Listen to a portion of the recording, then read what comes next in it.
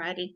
Okay, so yeah, good afternoon, everyone. My name is Narita and I work for the Health and Disability Advocacy Service. Today I will just be explaining what we do as a service, what my role is, and also just touching base on what your rights are when you use a health or disability service. So I'm not quite sure if will I be able to share screen? Or that's not possible. Okay, no, that's okay. It says that the host has disabled. Has it? Yeah, that's okay if it's fine. Sorry. That's all right. That's all right. Okay. Yeah, so basically the Health and Disability Advocacy Service, what we do is we support you if you have any concerns about a health or disability service. So this is any health or disability service, such as, your rest homes, when you go out to see the doctor, when you go to the hospital. If you have any concerns or issues about the way that you're being treated or cared for, then you can contact our service. We are a free and confidential service, and we will help you to raise your concerns with the provider, which is the doctor or the nurse or whoever you had seen that you have issues with. Um, so what we usually do is when someone contacts our service, we ask them, what has happened. We ask you to talk about what you had gone through. And then what we do is we ask you what you would like to do in terms of the concerns that you've raised, whether you would like for us to write a letter on your behalf and send it to the doctor or to the nurse, or if someone does feel a bit more comfortable or would like to do their own complaint, then we can support them in making your own complaint directly to the provider. If someone wants to meet with the provider with our support, if you want to meet with the hospital or meet with the doctor, then we can come to a meeting with you and support you while you raise your concerns with that particular doctor or hospital. So that's part of what we do here at the advocacy service. We also really look at what you would like to achieve from making the complaint. So we are resolution focused. We do want to resolve things, to the best, in the best possible way for you, so that you're able to maintain a positive relationship with the healthcare provider, at the end of the day. So we do tell you it's within your rights to make a complaint. You have the right to, voice your concern. Don't be afraid to voice your concerns. And if you do need the support, then that's what we are here for as a service. So has anyone here heard of the Health or Disability Advocacy Service? No. Yeah. Has anyone used it before? Oh. No. Okay. Yeah, and for those who said that they do know a bit about the advocacy service, are you able to tell me what you know about the service itself? Or I just know mostly about it through university. So yeah. because we've done like a health sciences degree, they touch Yes. base a lot on, the Health and Disability Act, what your rights are as a health consumer, and where you can, I guess, go to if you do have those complaints and how to kind Yeah. of resolve them. So I kind of know a little bit about it through uni and like Yeah. uni studies, but fortunately I've never had to, use it or anything like that. So that's where I've come across it, really. Yeah, that's okay. That's okay. Anyone else? I take it that you're nationwide. Yes. Yeah. So we are located, across the entire New Zealand. We have offices based in the North Shore, in the Christchurch, Wellington, Hamilton. So we are a nationwide service. I presume from your comments in that you couldn't share before the contact details. Are you coming up with that later on, either electronically or telephony? Yeah, so I can provide our contact details. If you want, you can remain behind at the end, and I can provide that to you, so that you have a way in contacting us if you do need the extra support, or if you know of anyone else that needs their support. Yes, can you use NINWA as a main contact, and NINWA you distribute that to all members? I was That'd be just great. gonna say, Narita, maybe if you could forward me your details, and then that Yeah. way I can get Give it Jocelyn, who's one of our marketing consultant, to kind of put it in our e-newsletter, Yeah, and yeah. then that way it's there, and the guys can, have a look at Yeah, it in the yeah, e-newsletter in definitely. their own time. That'd Yeah. be great. Just a side issue there, Ninwa. Rita, you couldn't share before. Ninwa, if you make Rita co-host, Mhm. she might be able to share what she's got. Make her co-host. Let me just see. Follow hosts video. How do I do that, Chris? Do you know? I think you should have an option there that Yeah. make somebody a co-host. Let's see. No. Mm. We'd like to say that there are a lot of companies, organizations, and volunteer services out there who start off with, go to this and download an app to your phone. Well, we don't know how to do a lot of this. Most of us are over 80, and things like that just don't come to us. Mm, And it's age discrimination. mm. Good one, Brian. This is why I indicated the telephony option Yes. because of that. Thank you, Chris. With the disability, if it's about money, I know somebody who's she was given she's over 80, and she was given a bill for $90 for visiting a doctor when there was just a young student took her, and he said, oh, and she said, well, where am I going? And he said, oh, I'm just taking you to my boss. And then she got a bill for $90, and that was just 2 days ago. Oh, Wow. Yeah. Okay. So I'll speak on that. Thank you for sharing, Claire. So with the advocacy service, what we try to mention or explain is some of the things that we are limited in doing with our role, and that's anything around financial compensation or any financial matters. I think in some cases we can be very flexible when it comes to that. So what we can do, we do let people know we can ask a provider, to, explain around their fees and cost and why she was made to pay so much, just for seeing a doctor, or, providing their policies around their fees. And of course, we can ask for your money back if, of course, they did not follow through on their policies, or if their policies were not, made clear enough. But we can't always guarantee that you'll be able to get your money back through our process, because it does unfortunately fall outside of our jurisdiction and our role. But we can ask a provider, but we can't always guarantee that you will get your money back. We do have other options that you can go to, other avenues that you can go to, which is, of course, the ACC. You can go to the provider themselves and ask them as well. Or, of course, there is the disputes tribunal or the community law if you do have any concerns around financial compensation.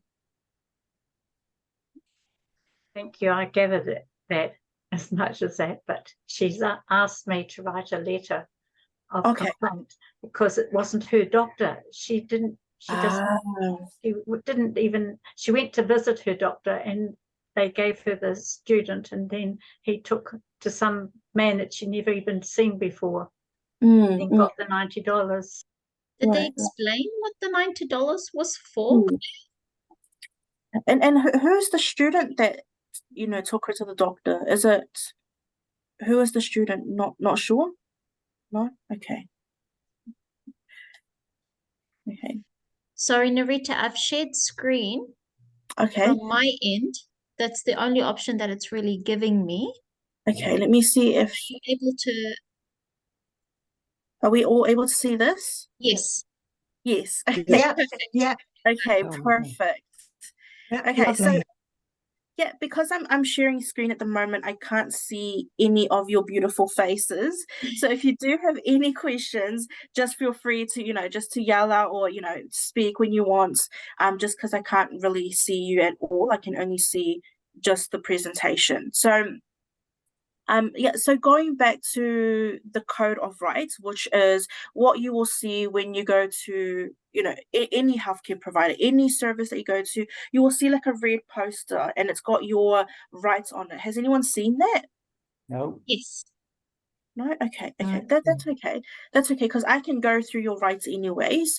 So this red poster that you will see in, health services, it basically tells you what your rights are when you go to use a health service. Now, the only reason the Code of Rights came about or was established is because of what we call the Cartwright Inquiry. And I'm not sure, has anyone heard of this? Yeah. Yeah. So the Cartwright Inquiry, has to do with the research that took place at the National Women's Hospital. A doctor had, done a research on these women and not tell them at all that they were taking part in the research. They were not provided with any care or treatments. And then, of course, Judge Sylvia Cartwright, which is why it's called the Cartwright Inquiry, she looked into the research, found that there was a lot of, errors, unethical aspects of the research, and then she made recommendations. And one of the recommendations was the establishment of the Health and Disability Commissioner. The second was for the Health and Disability Commissioner to come up with these 10 Code of Rights. And then, of course, the development of our advocacy service that will work alongside consumers or, people that are using a health service. So the Health and Disability Commissioner Act was passed as an act in Parliament in 1994, but it was only used in 1996. Now, when the Code of Rights Act was first used, it was only between the doctors and their patients. So every other healthcare provider, whether you are a nurse, a midwife, rest home, the Code of Rights did not apply to you, so you did not have to worry about it. But then, of course, now it includes every healthcare service in New Zealand. It is their responsibility to uphold these rights. Yeah, these 10 rights. So what I'll do is I will go through these 10 rights with you. So the first one we have on here is the rights to respect. Yeah, the rights to receive services, that respect your values, your cultural beliefs, anything that has to do around with, with respect. So does anyone have any idea on what they think respect should look like when you use a health service? No? Anyone has some examples on maybe a way a person could be respected if you go to see your GP, for instance? What are some ways that the GP could, that you're respect listened you? to? Yeah, maybe? you listen to, yeah, Your cultural values are taken into account. yeah, definitely. That you may have a support person if you needed them. Yeah, definitely. Yeah, so the right to be treated with respect is, to the rights to have your privacy respected, to be provided with services that take into account your needs, your values, your beliefs, religious, social, your ethnic background, including the needs and values of, your vulnerable people. Yep. The next one we have on here is the rights to receive services that reflect or, provide fair treatment. Yeah, this is ensuring that everyone receives equal treatment when they go to use a health service. Does anyone know maybe what that might look like? What does fair treatment look like? Explaining why you're given some medication or what it's likely to do to you. Yeah, definitely. Anyone else? Get follow-up. Yeah, get follow-ups. Yep, definitely. Yep. Anyone else for fair treatment? That if there's an accepted pathway or treatment process, that everyone is offered that rather than only have some of the people in the service getting that offer. Yeah, definitely. Yeah. So rights to, receive services of fair treatment is the rights to freedom from discrimination. You're not discriminated against based on your ethnic background, based on your age, based on your disability. You should be receiving the same amount of, same level of care as everyone else. Yeah, that's what fair treatment is. And of course, is the freedom from anything to do with coercion. So you're not, forced to take a treatment, against your own will. Your freedom from harassment, and also freedom from exploitation. You're not taken advantage of. This is what fair treatment is under the Code of Rights Act. Yeah. The next one we have on here is dignity and independence. Every consumer has the rights to have services provided in a manner that respects your dignity and your independence. Yeah. What do you think this means around your dignity and independence? What do we think it means? Not calling in someone else to have a look at you before you've said it's okay. Yeah, definitely. So getting that consent. Yeah. Anyone else for dignity and independence?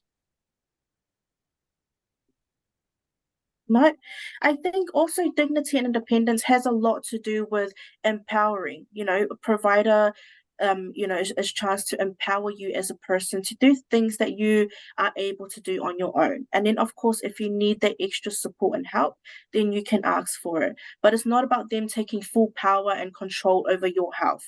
Yeah, because only you know your own body, you know what you're feeling, you know what you like and you don't like.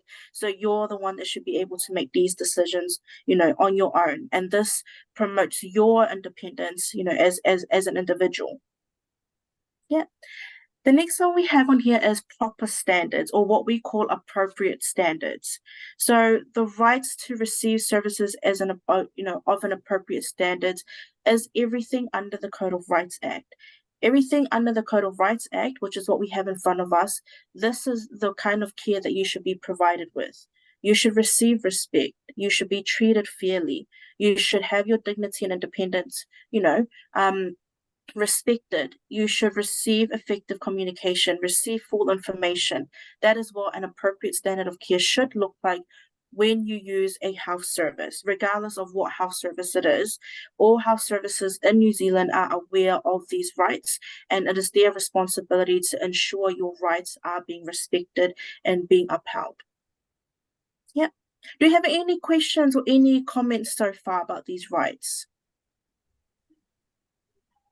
No? Okay. The next one we have on here is effective communication. The rights to receive services that will always effectively communicate with you, tell you what is going on. This is a common concern that comes through to our service. When someone makes a complaint, it is always around the fact that they have not received enough information. They were not, effectively communicated with. So with effective communication, what do you think we mean for effective communication? How would you like to be communicated to when you go out to use a health service? I guess just in terms of just effective communication, knowing that the nurse or the doctor that's treating you is just kind of explaining things to you properly. Definitely. And Yeah. especially when it comes to medical things and medical explanations, explaining it in a way where you've understood it fully. Yeah. Yeah. And that you're making a decision, based on what you've understood. So I guess, for medical professionals, just making sure that, your patient, your client, however you want to term it, has fully understood what you've tried to explain to them, and that they are able to make a decision based on that explanation. Definitely. And what do you think might be some barriers or some limitation to achieving effective communication? English. I've found a lot of barriers in hospital recently. Okay. The nurses and the doctors do not speak loud enough for people like myself who are a bit deaf. We haven't got our hearing aids in because it's early morning or something like that. They just do not speak loud enough, and we have to keep reminding them. And of course, in this day and age, they all wear masks and we can't lip read. Yeah. So it was one of those things. I had terrible trouble in the hospital. But they got used to it, and I didn't object to anybody. There was a lot of trainee nurses, a lot of trainee doctors, all treating me, but they got introduced as trainees before they did anything and got my permission to do it before they did anything. And it was brilliant, you know. That's good. That's really good. Talking to me, they just were not speaking clearly and loudly enough, you know. Definitely. Yeah. Anyone else has had that experience with a health service? It's a new kind of effective communication that's a problem these days. We can't even phone our doctor to make an appointment now. Yes. We've got to do it over the net. Mm. And then when you Oh. do, and they keep on saying, get the app, and you've already got it. I've been down twice to the practice, and they say, oh, you've already got it. And that's it. But when I come home to do it, I can't even get to my doctor, can't even get in to see a different doctor. It's on the app. That's what I've been told about 3 days running now. I think it's really important as well that so many of these medical clinics and just medical areas, that they still kind of do have that over the phone service, because I think that there needs to be realization that not a lot of people actually have access to a computer. Not a lot of people have access, to an iPad or all these other devices. So it kind of fascinates me when they no longer have a phone service. To me, that just seems like a natural thing to have on the side also. But Yeah. even with that phone system, 20 minutes on hold is not funny when you can't Wow. get through at all. Wow. Yeah, no, definitely. I mean, I hear everyone's concerns, and I agree, wholeheartedly with everything that you mentioned. It's around, because I guess at the moment a lot has changed since COVID, and a lot of people have now changed the way that there's, policies or systems are working, but people don't understand, or some services don't understand, that it doesn't work for everyone, that not one size fits all. So they Absolutely. have to, take into consideration the feedback from patients that are using these services around, what is working for them and what doesn't work, and then for them to put some changes into their practice to ensure that their service is accessible. Everyone is able to use it in a way that is convenient to you and it is appropriate for you to use as well. And again, it's for them to reflect on your rights as a patient. Because again, this is removing, fair treatment. Not everyone is getting the fair treatment because you're not able to access certain things that other people are able to access, because you may not have access to internet, or you don't have access to email. And we know that this is common, especially for elderly patients, or for those in the disability community, or those who just not able to, English is like the language barrier for them as well. So yeah, these are all, great feedback. And I think if you do have concerns around communication and around what you've mentioned, and you need that support, then we are here to support you, and you are more than welcome to get in contact with us around this. Yeah. Okay. And then again, I think with effective communication, as we go back to, sometimes when people go to a health service, or when a patient goes to health service, the doctor is explaining things to them, and sometimes that person could be sitting there in silence or nodding their head. Sometimes doctors assume that you've understood everything they said, but that's not always the case. So it is the doctor's responsibility to ask you questions. Have you understood what I said? Are you able to maybe relay back to me some of the things I said, or provide them with some written information, something that they can take home, in order for them to know exactly what was discussed during the consultation. And again, it's your rights to ask as many questions as you can, if you haven't quite understood. I know at the moment that's quite limited because of the time that you get when you go to see a GP. You're only given like 15 minutes or so. I was just gonna say. So I guess that's another thing that we really need to look at. But again, our health system is, at the moment, like everyone has seen, very short staffed at the moment. That's a big issue right now. But all of these feedback, we do know it is very critical, very important feedback, and we would love to work with you in providing these feedback to these clinics to make these changes, for you to use the service the best way possible that you can. Yep. And then we look at full information, which is rights 6, to be fully informed. So does anyone have any idea on what kind of information you can receive when you use a health service, or maybe when you're about to have a procedure? What information do you think you should receive? Receive information in a sort of language that you understand. Yeah, Quite definitely. often the doctors, the nurses will explain things to you and you haven't the foggiest what they're talking Yeah. about, because it's in a language that they understand, but But you, not, yeah. you just don't understand it, you know. And yeah, I had one lovely lady doctor in a hospital. She came and sat beside me. She held my hand and sat and explained it in a language that I understood. After the chief medical officer and everybody else had walked away, so that to make sure, you know, and that was brilliant. Yeah, definitely. I mean, wouldn't that be great if we can all have that? When we go to see a doctor and we don't understand, then we have someone that can sit next to us and explain things clearly. I think because I also provide training for providers, so for clinics, for hospitals, we also tell them and remind them around what fully informed means, what information a person is required to receive. Again, I agree with you. I think it's either Brian or, yeah, is it Brian that I'm Yes. saying? Yeah.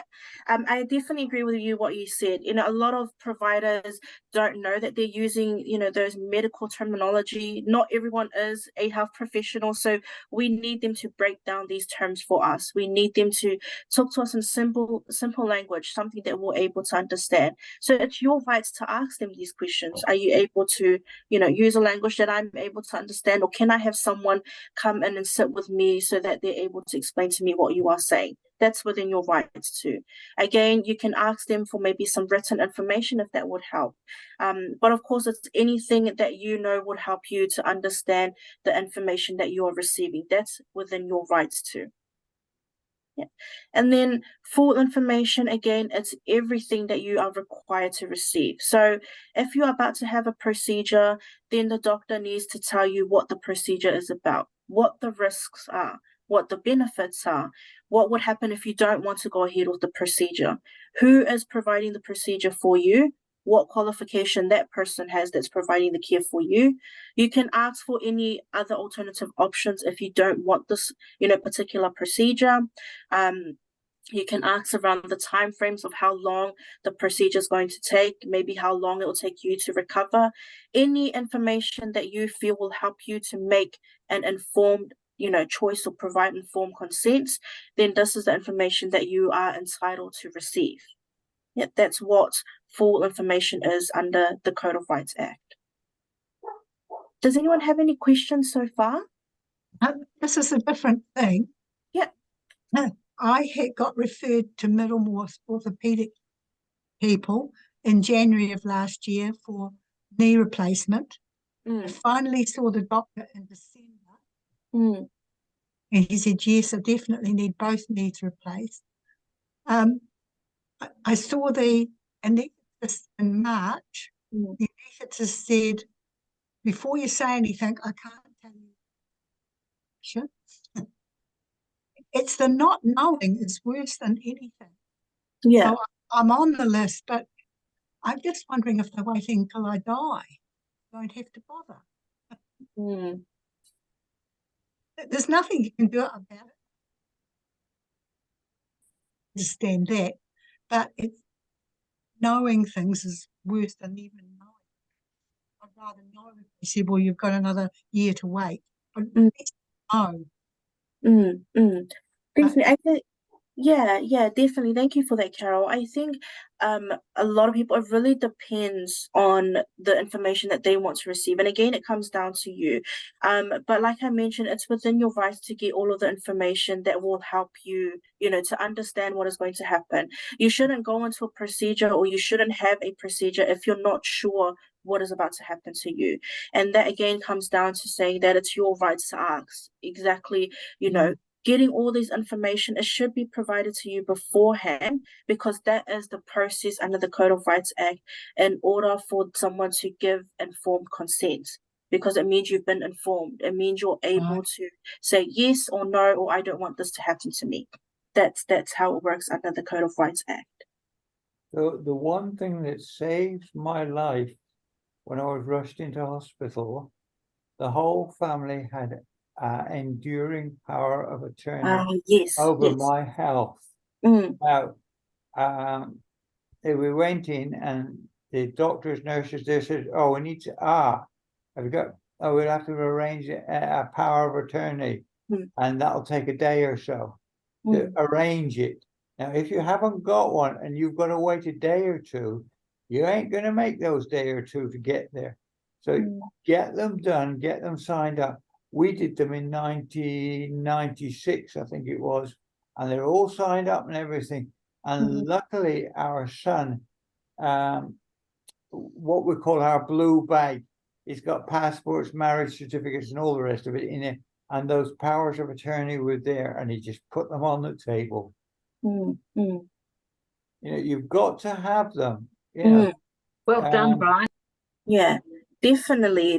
I mean, that's really good to hear.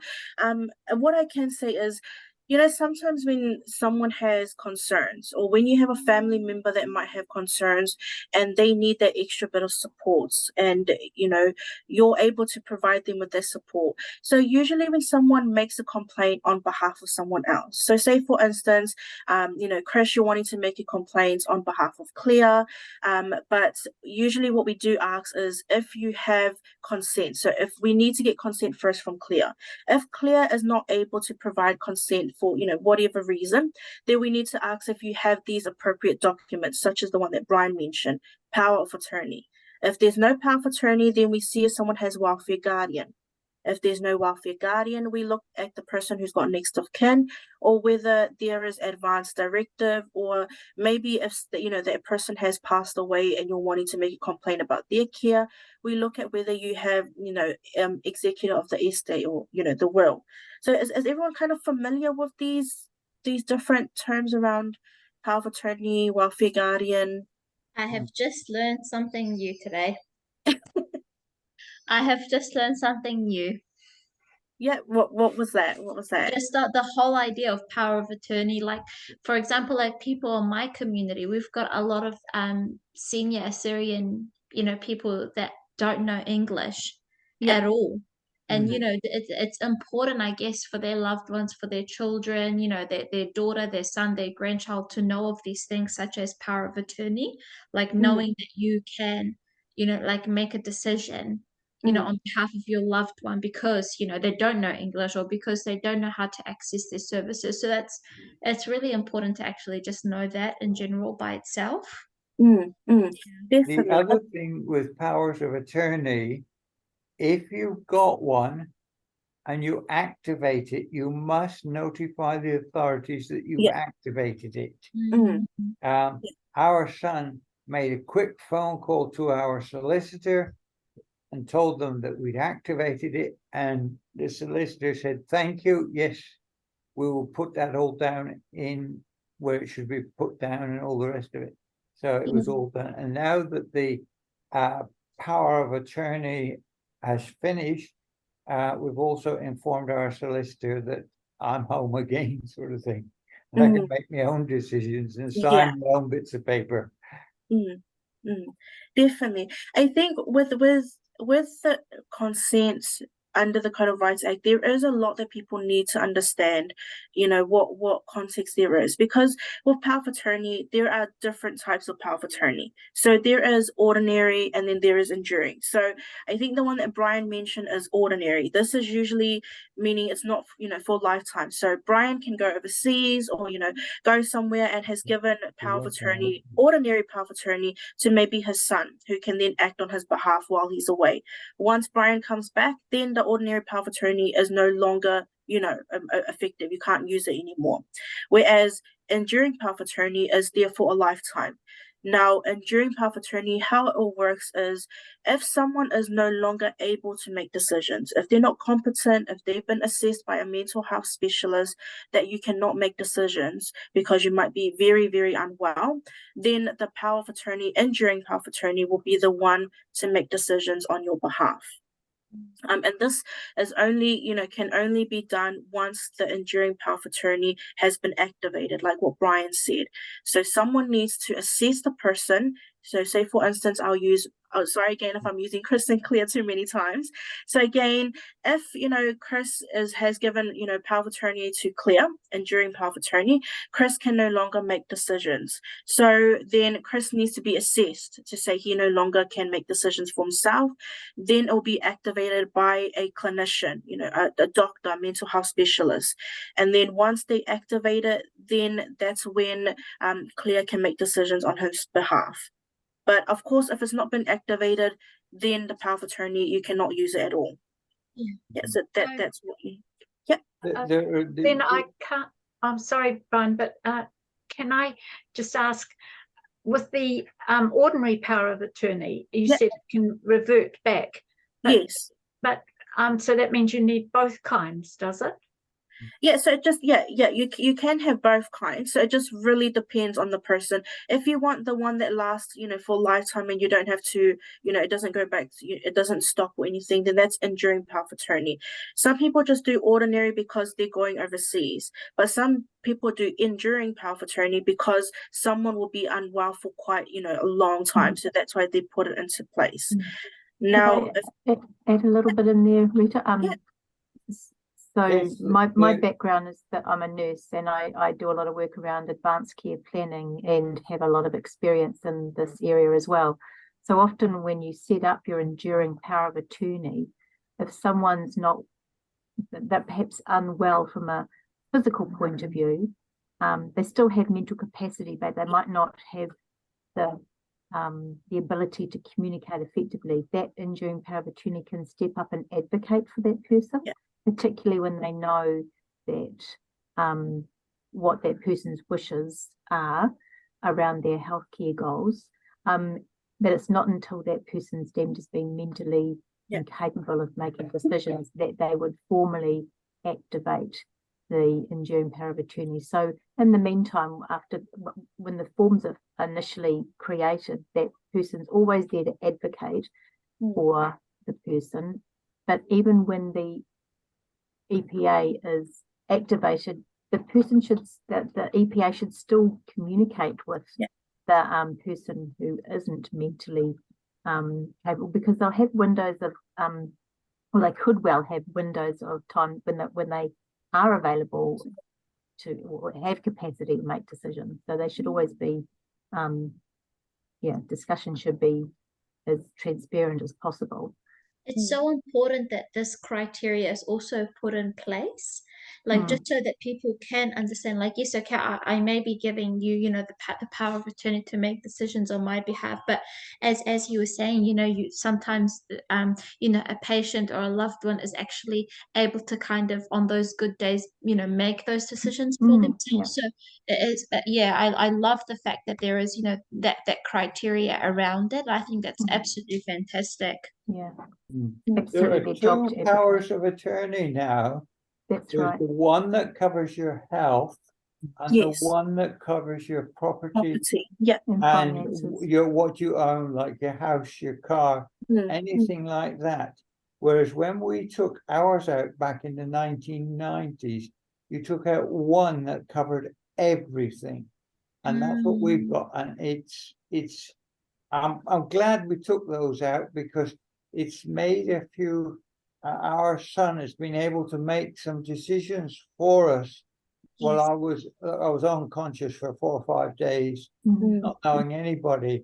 And my wife got 3 phone calls from the hospital, come quick, he's about to die. But this is the sort of thing where you need to have the one that covers everything, and you need the both of them, so that, if anything goes wrong, house, car, and all the rest of it, they can do that as well as cover your health.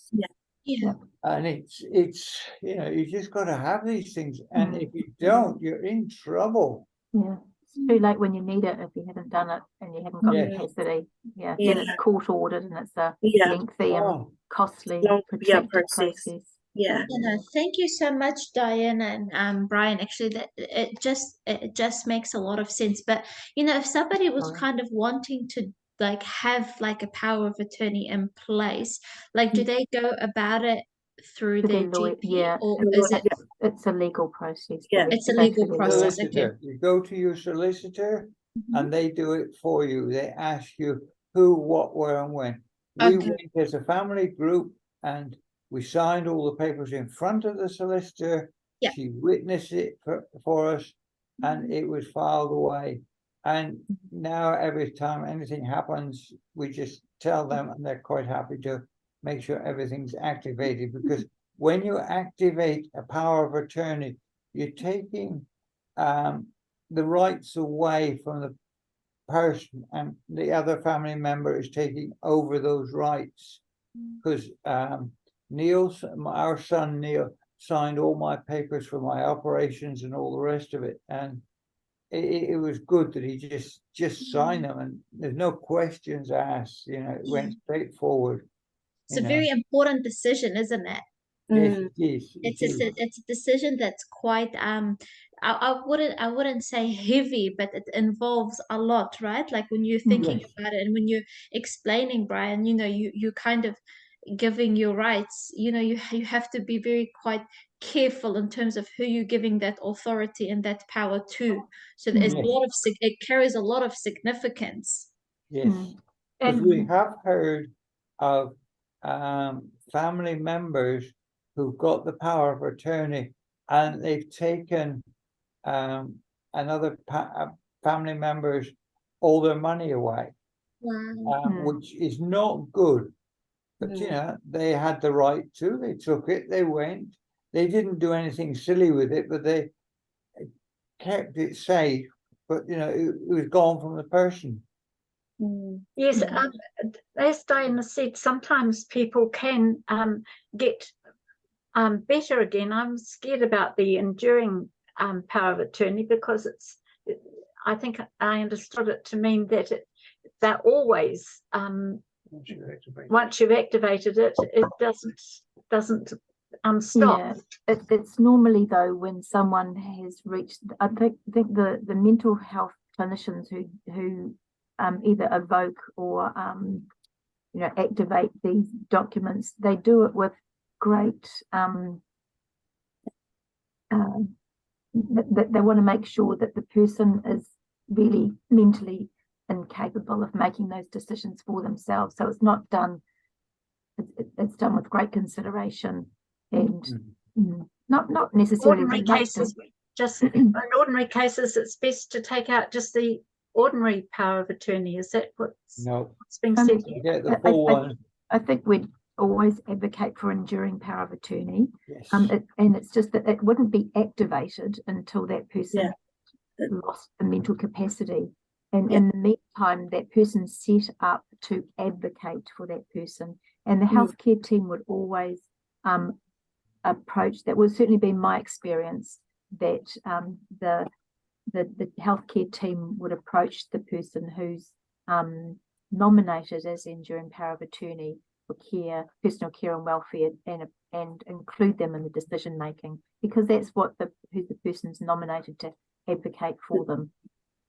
Yes, and it's brilliant the way things happen.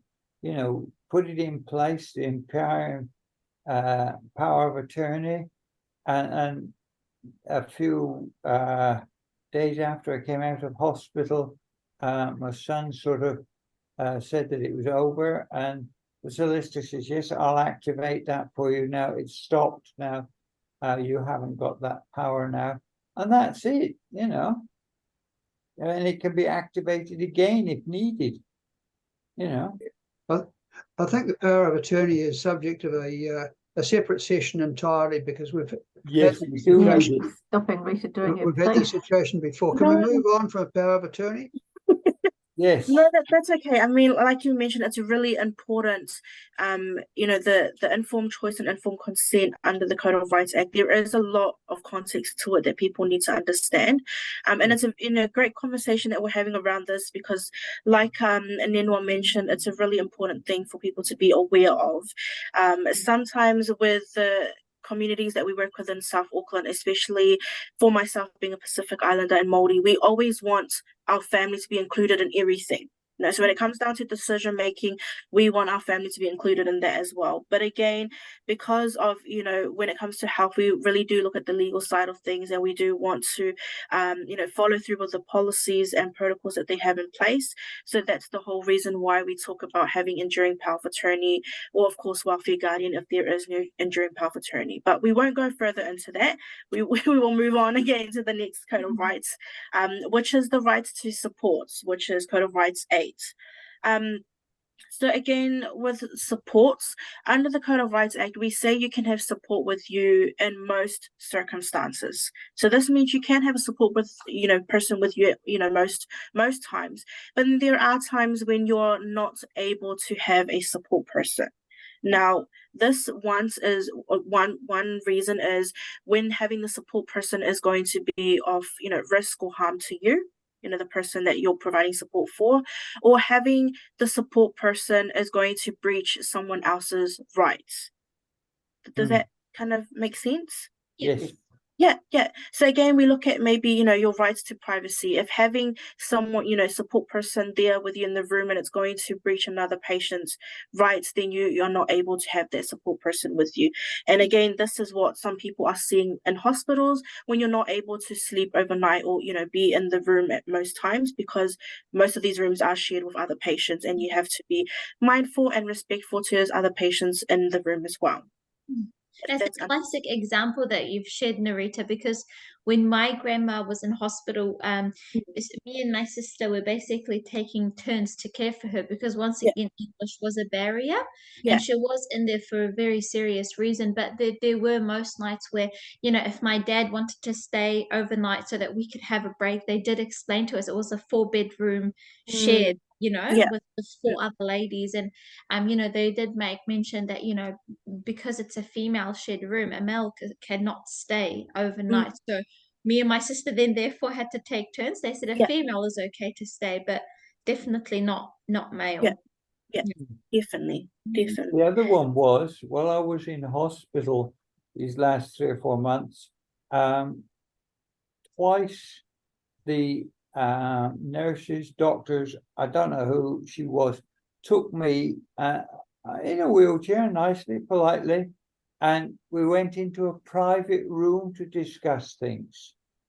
And that was my well-being and all the rest of it, and what they were doing to me.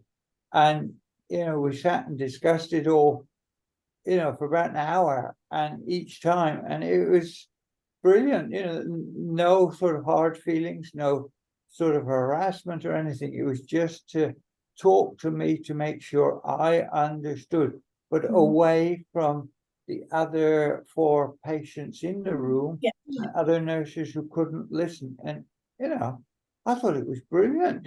She came along, she says, "Come on, Brian, out in this wheelchair." Hey, down the corridor and into a private room. And that was it, Yeah, that's definitely good to hear. I mean, again, at the end of the day, that was, the clinical staff respecting your privacy as a patient. And again, that's, their duty to ensure that others are not hearing, about your, what's going on with you as well. So yeah, it's definitely for clinical staff to take those measures to ensure that your rights are being, respected or upheld. Then the next one we have on here is Code of Rights 9, which is teaching and research. So again, going back to how the Code of Rights was first developed, which is the Cartwright Inquiry and the research that took place at the National Women's Hospital. Teaching and research also extends beyond that. So it's not just about when you're going to take part in the research, or when, there's teaching that's going to involve you in it as well. It's also to include maybe, your level of care or your care that you receive. You might have, say, a student or someone that's recently graduated, someone that's coming to maybe observe someone else taking care of you. This is what teaching and research is, and you have the rights to be well informed of this student that's going to be observing, or maybe a new doctor that's going to be doing a procedure on you. And that's what it means around teaching and research under Code of Rights 9, is that this all applies to you when, teaching and research is about to happen, or when they might have some new student that's coming on to the ward, or coming into the rest home, or coming in to see you. Then you have the rights to know that that person is going to be there, and you have the rights to say, actually, I don't feel comfortable with having this person come to observe my care is being done. Then they have to respect your decision and your request as well. So that is what teaching and research is, because a lot of people seem to forget that that's what applies under teaching and research. You will know that this is very common if you were to go to the hospital. A lot of the hospitals do, inform you that it is a teaching and research hospital, and you might get these kind of students that are coming on placements that may be observing or maybe doing a simple procedure, but you need to be aware of this, and it's their responsibility and duty to let you know as well. Yes, Yep. they do as well. They're very Yeah. good at that. Yeah. Being in hospital, and Yeah. they were teaching a lot of nurses and doctors, Yes. but they would tell me that these were students and things like that.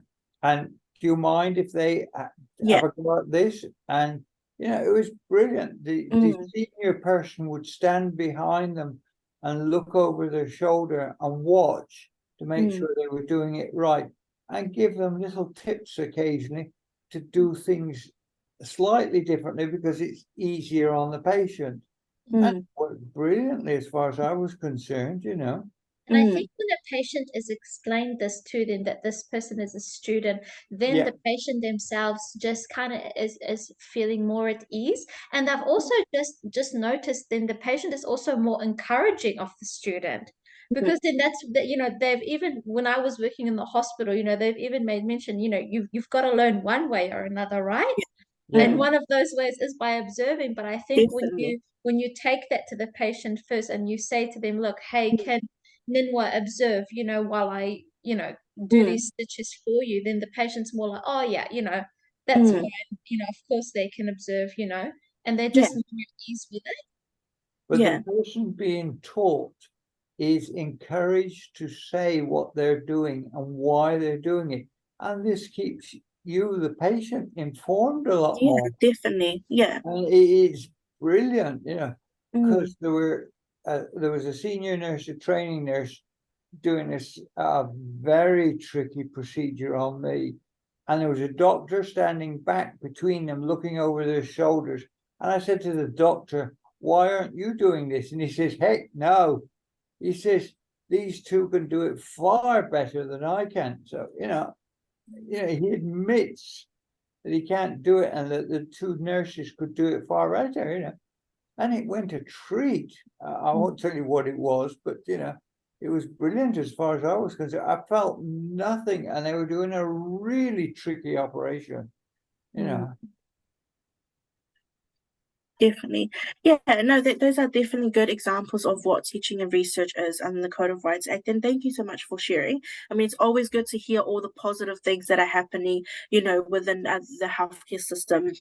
Rather than, because obviously being an advocate, you hear of all the, let's just say, all the negative things that are happening, because we're the ones receiving all the complaints. So it's good to always hear these positive things that are happening, and of course the level of care that you are being provided with. We are glad to hear that they are, all following through with the Code of Rights Act. And then the last one we have on here is the right to complain, which is right 10. So the right to complain basically means, again, what I've reiterated in the beginning. It's encouraging people to voice your concerns if you do have concerns.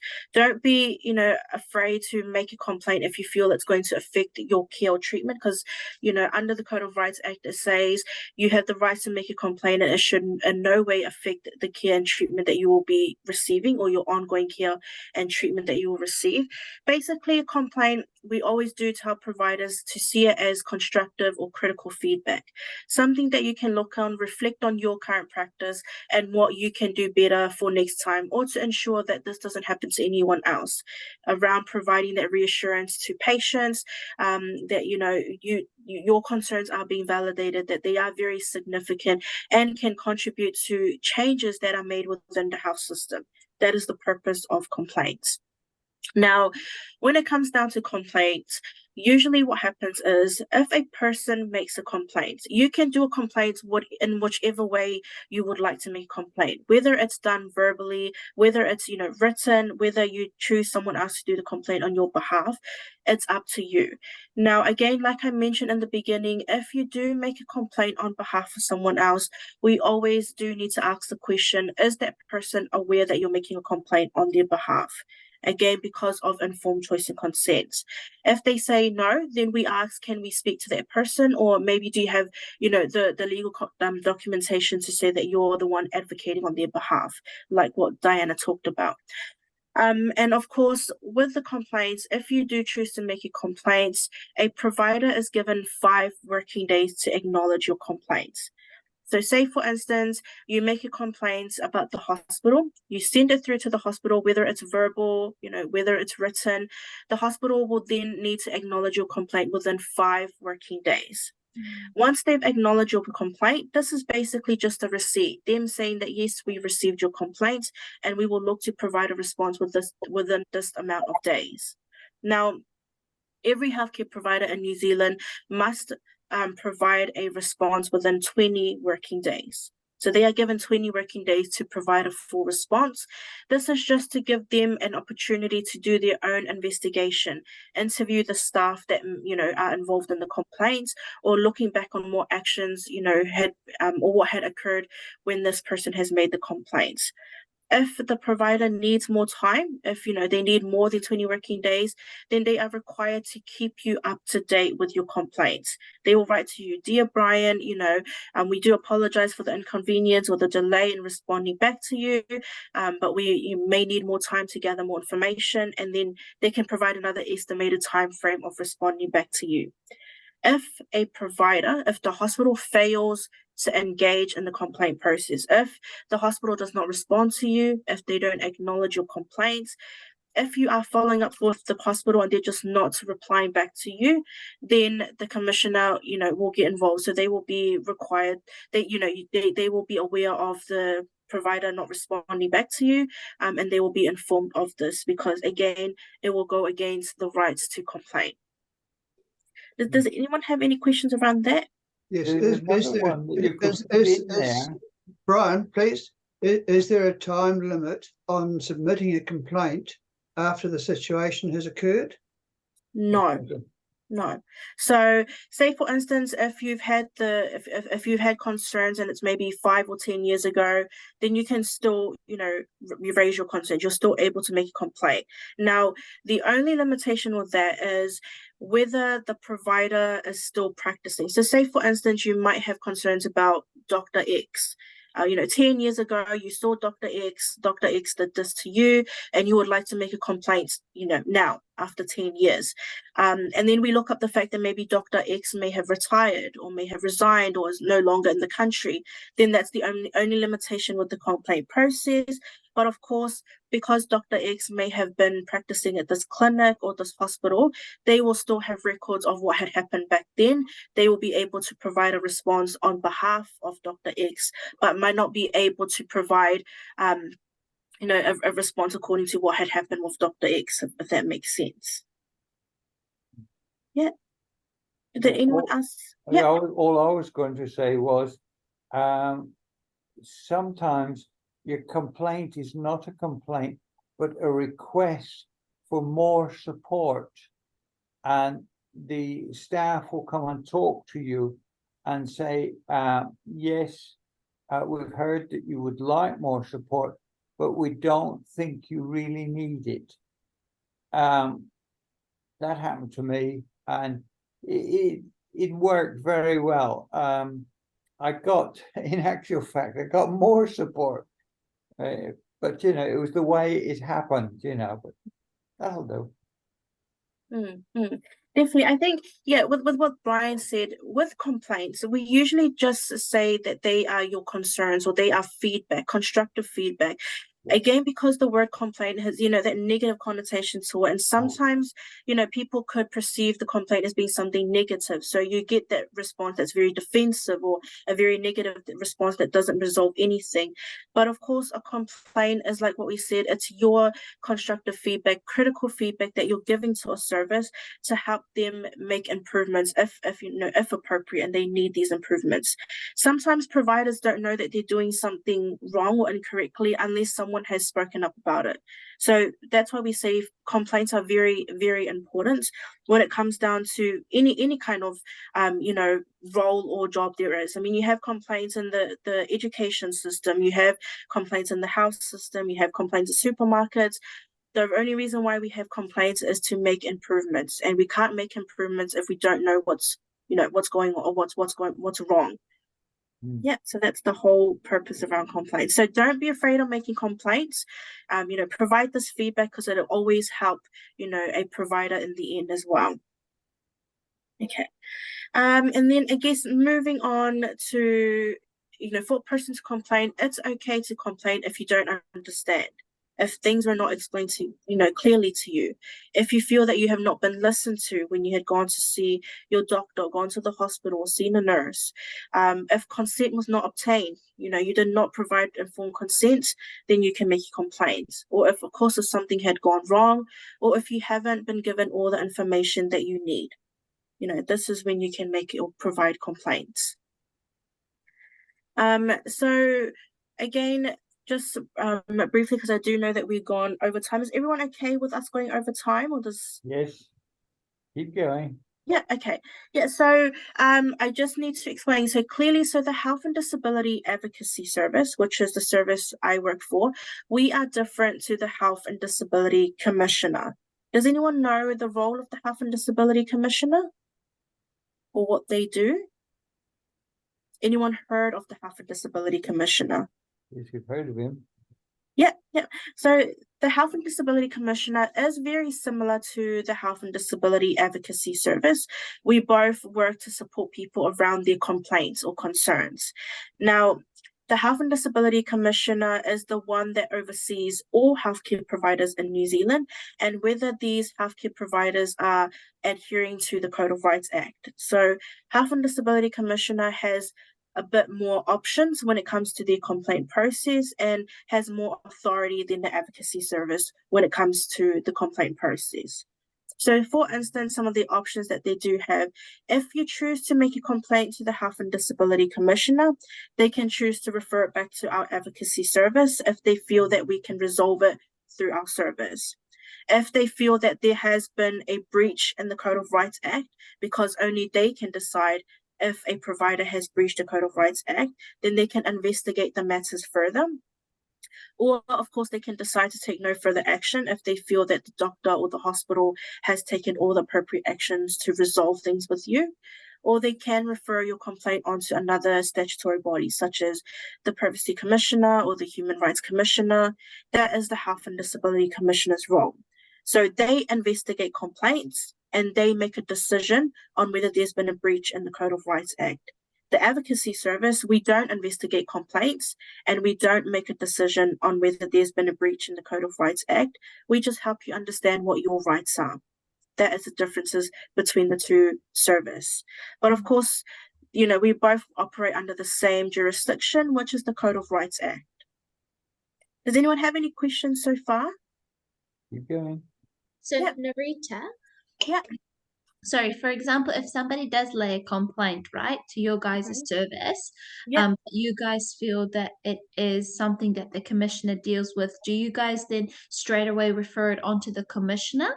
Or do you look at it, observe it, and then go back to the person and say, look, the Code of Rights explains this, your right has been broken, therefore we're going to be forwarding on to the commissioner? Or how does that, or do you just forward it straight away to the commissioner?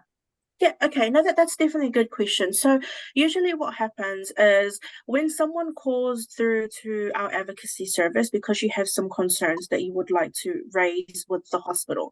Now we ask you to provide a summary of what has happened, and we ask you what kind of outcomes would you like to seek from making this complaint.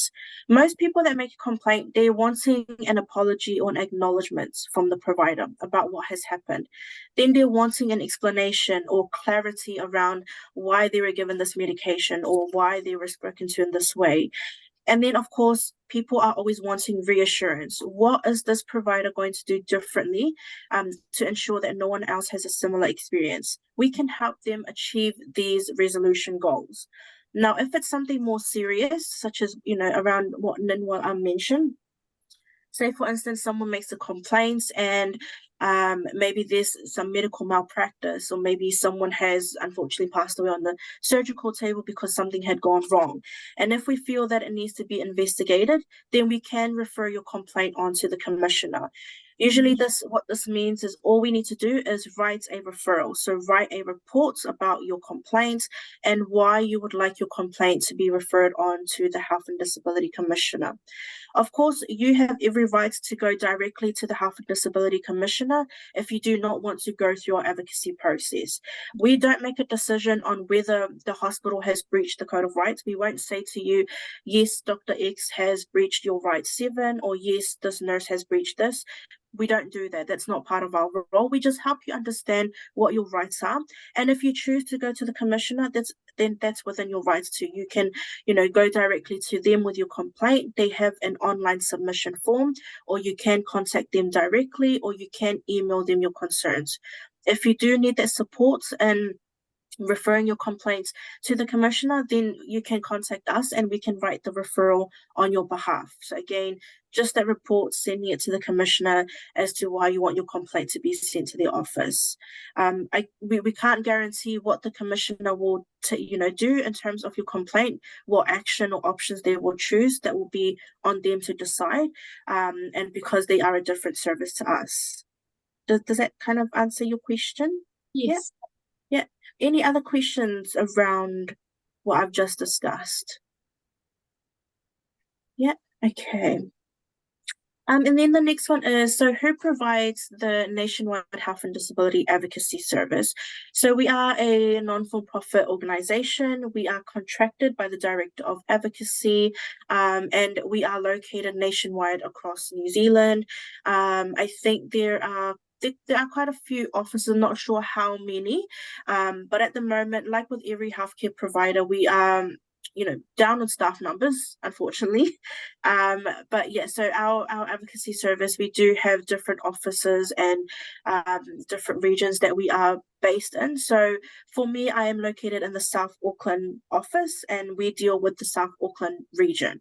But of course, because we are nationwide, we do sometimes get cases from either Christchurch or from Whangarei, and we all help these people regardless of where they are based. That's awesome. Thank you. And then the next one. So advocacy service, we are free. You don't have to pay us to help you or to support you. We are an independent service from any healthcare provider, and we are confidential. So if you do choose to make a complaint and you come through to our service and we write the letter on your behalf, no one will know about you making a complaint. We won't contact the hospital saying that Chris has contacted us to make a complaint. We don't do this at all. The hospital will not know until we have sent through your letter of complaint to them for them to respond back to you. That's how the whole process works. Yeah, and then the last one is we work alongside the consumers, which is yourselves.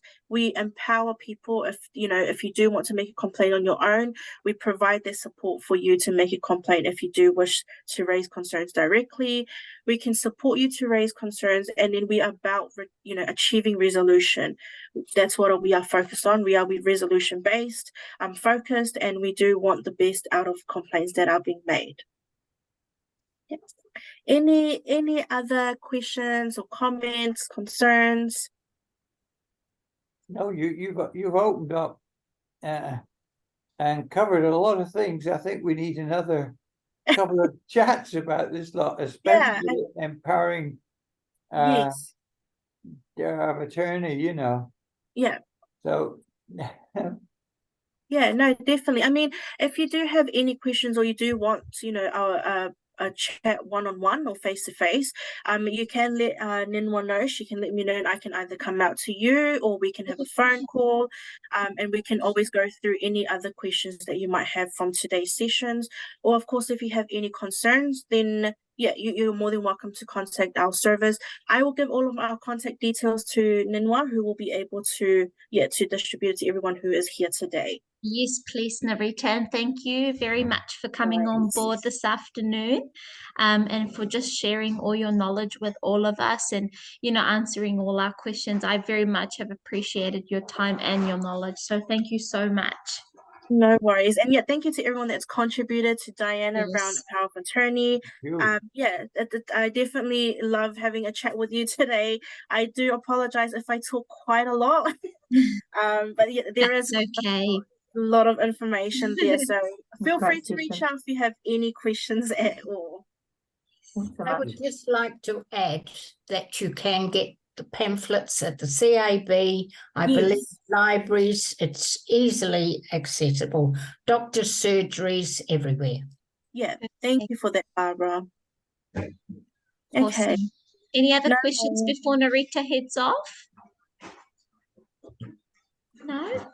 Oh, Okay. thank you very much, Narita. No Many thanks. I'm gonna worries. have to You'll shoot take off for a care. meeting. Thank you. Okay. Bye. Bye. Thank you. Take care. See you later, everyone. Bye. Bye. Bye.